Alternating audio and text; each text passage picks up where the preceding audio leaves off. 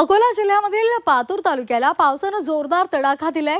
Yellow alert नंतर आलेल्या या पावसामुळे पातूर कृषी उत्पन्न बाजार समितीमध्ये विक्रीसाठी आणलेल्या शेतमालाचं मोठं नुकसान झालंय।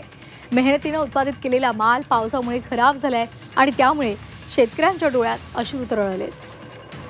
शेतकऱ्यांनी प्रशासनाकडे तातडीने पंचनामे करावेत आणि आर्थिक मदत द्यावी अशी मागणी केली आहे। परतीच्या पावसामुळे शेतकऱ्यांचा हातामध्ये आलेला घास सुद्धा हिरावला घेतला आहे आणि त्यामुळे शेतकरी आता दुःख व्यक्त करतात आणि त्याचबरोबर संतापही व्यक्त करतात।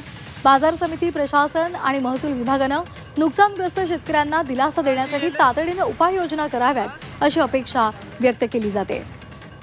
तर आपण ही दृश्य पाहतोय, शेतकऱ्यांचा शेतमाल हा या पावसामुळे भिजलेला आहे। पातूर तालुक्याला जोरदार पावसाचा तडाखा बसलेला आहे आणि त्यामुळे पूर्ण शेतमाल भिजल्यामुळे शेतकऱ्यांचं मोठं नुकसान झालेलं आहे। डोळ्यांदेखत हातातोंडाशी आलेला घास हिरावला गेला आणि त्यामुळे शेतकरी हतबल झालेला आहे। लवकरात लवकर याचे पंचनामे करा आणि आम्हाला मदत द्या अशी मागणी शेतकरी करतायत।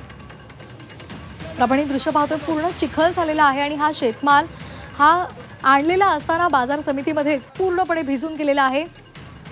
आता हा भिजलेला शेतमाल किती कमी भावामध्ये विकला जाणार, तसंच कोण घेणार की नाही याची चिंता आता या शेतकऱ्यांना सतावते।